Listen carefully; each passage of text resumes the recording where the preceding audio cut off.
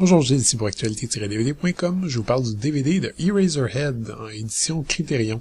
Le film de David Lynch est distribué par Phase 4 Films. Criterion y met en vedette Jack Nance, Charlotte Stewart et Judith Roberts. Sorti en magasin le 16 septembre 2014. Dans un univers sombre et oppressant, un homme se retrouve seul à s'occuper de son bébé, une étrange petite créature mutante. D'un côté, c'est étonnant qu'un cinéaste de la trempe de David Lynch ait pas encore eu droit au traitement luxueux d'une édition Criterion. D'autres réalisateurs un peu moins respectés, Michael Bay par exemple, ont déjà vu 2 de leurs films sortis en Criterion et Wes Anderson est un abonné régulier, même si certains de ses films sont assez mineurs. Mais en même temps, on a tendance un peu à oublier les convictions assez radicales de Lynch en matière de présentation de films, lui qui a souvent clamé que ses films devaient se suffire à eux-mêmes, qui est souvent très vague dans ses réponses, qui refuse que ses films soient séparés en chapitres et qui n'aime pas particulièrement toute forme de bonus. Même si les suppléments sont pas nécessairement l'apanage ultime de la bannière Criterion, le nom reste quand même synonyme d'édition solide et bien fournie. Pour un premier contact avec Criterion, c'est Eraserhead qui a été choisi, et c'est vraiment heureux. Si vous n'avez pas vu le film, attachez votre tuque. Même si l'œuvre est sortie en 1977, le résultat reste franchement dévastateur plus de 35 ans après sa sortie, et même si le public est devenu un peu moins sensible à la violence et aux images choquantes, Eraserhead contient un paquet d'images qui sont toujours franchement dérangeantes et qui devraient vous donner la chair de poule. Eraserhead, c'est quoi? Ben, je considère tout simplement que c'est le film de David Lynch le plus pur, en ce sens qu'il n'y a aucune dilution, aucune influence externe, aucune contrainte. Pour son premier film, le réalisateur, qui est reconnu pour ses œuvres exigeantes, expérimentales et bizarres, a décidé en fait, dès le départ, de faire son truc le plus exigeant, expérimental et bizarre. Et si vous avez vu Lost Highway, Mulholland Drive ou Inland Empire, vous savez que c'est pas une mince affaire. Eraserhead fait également partie de ce club très sélect de films pour lequel moi, personnellement, je peux tout simplement pas trouver de défaut aux côtés de certains films de Tarkovsky ou de Sika. Visuellement, le film est intemporel, le travail sur l'image est hallucinant et n'a pas pris la moindre ride. Ça aurait pu sortir en 1977, comme ça aurait pu sortir en 2014, en 1943 ou en 2345. Pour un film au budget minuscule, les décors, les éclairages et les effets spéciaux sont à ce point maîtrisés qu'on ne doute même pas un instant de la crédibilité viscérale de l'ensemble.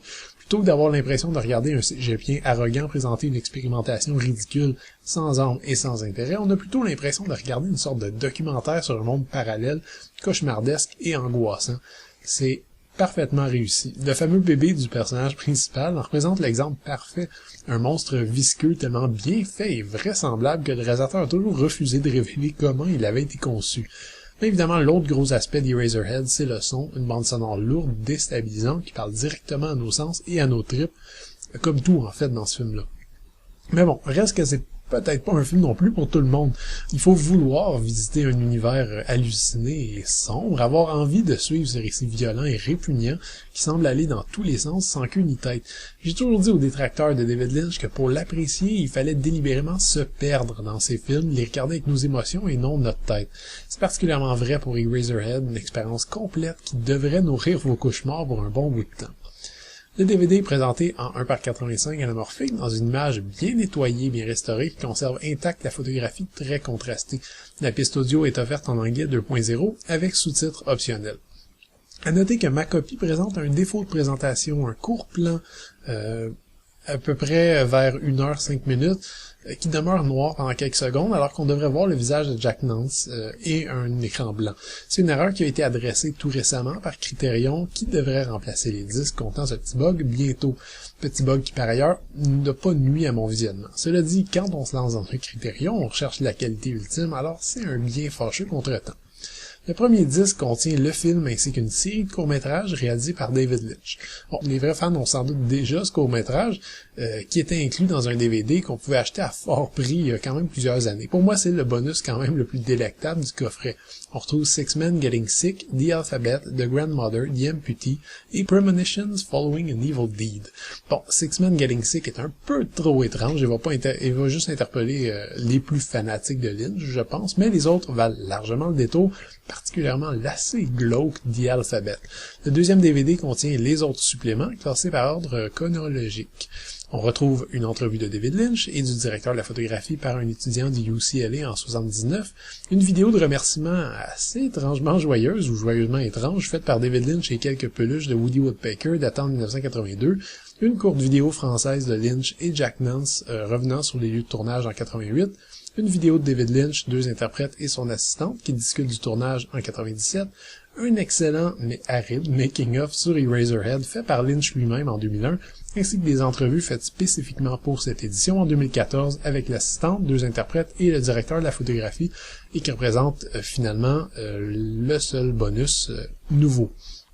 Certains auraient peut-être pu s'attendre à plus, c'est vrai qu'en présence de Lynch, on n'est jamais non plus en territoire promotionnel et confortable qu'on a l'habitude de voir sur les bonus DVD.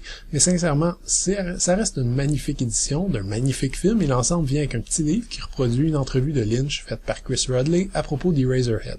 À noter par contre que ceux qui ont déjà le livre de Chris Rodley vont sans doute être déçus de se retrouver avec du matériel en double au lieu du matériel original.